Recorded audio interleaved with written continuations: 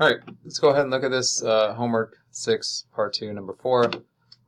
You've correctly gotten the null and alternative hypotheses, right? The proportion is going to be less than 0.3.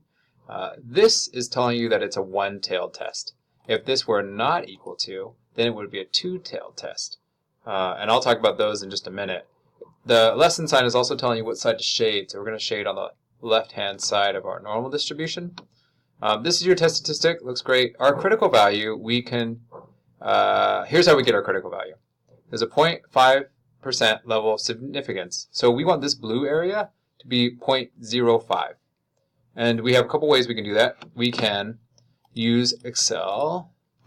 We can do norm inverse, and this will tell us the critical value itself. So 0.05 and then 0.1. That's the mean and the standard deviation of our normal distribution. And it tells us this very familiar number, right? It tells us this is negative 1.645. So that is the critical value here. So let me draw that. Oh, it doesn't, it only goes there. So maybe we'll do, 1.645. Why don't we call it 1.6? I guess it's as close as we get. So this area, this blue area now is 0.05. So if our test statistic falls in this blue area, we are saying that that is an unlikely thing to happen. It should, like, there's a 95% chance that it doesn't fall in that blue area. So we're saying there's a 5% chance that it falls in this blue area. And if it does fall in the blue area, we will reject the null hypothesis, which you have correct right down here. And we can look at our test statistic, which is negative 2.6358, and that's going to be like over here somewhere, right? Like probably right here.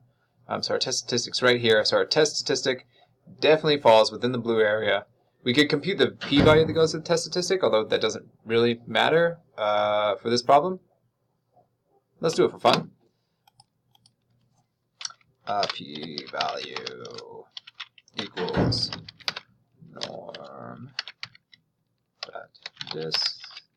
I know my test statistic is negative 2.6358, comma, and I know my mean is 0 because it's the standard normal, and I know my standard deviation is 1, and I want it to be cumulative, so I want that to be true. Boop. And so the p-value is way, way less than 5%, right? It's 0.4%. Okay, so if we were comparing p-values, we get the same thing as when we're comparing the critical value to our test statistic. Yeah. Oh, briefly, we would do a two-tailed test. It would look just a tiny bit different if this were not equal. If it were not equal, then we have to shade in two sides. So we would say two regions like that. And then our critical value would be, well, our critical value would change because we would take this number and divide it in 2. So let's go ahead and change that too. There we go. So our critical value is this familiar number, negative 1.95. So we would move this over here. This was a two-tailed test, but it's not. And I would get 1.96, but this thing only lets me go to the tens place. So now we're saying this area plus this area is equal to 5%, right? So if it were a two-tailed test, this is what your critical values would look like. Your test statistic would still fall inside here, right? So you would still reject the null hypothesis. Yeah, I was just showing you the difference there.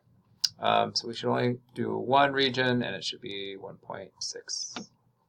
All right, that's it. Post if you have any more questions.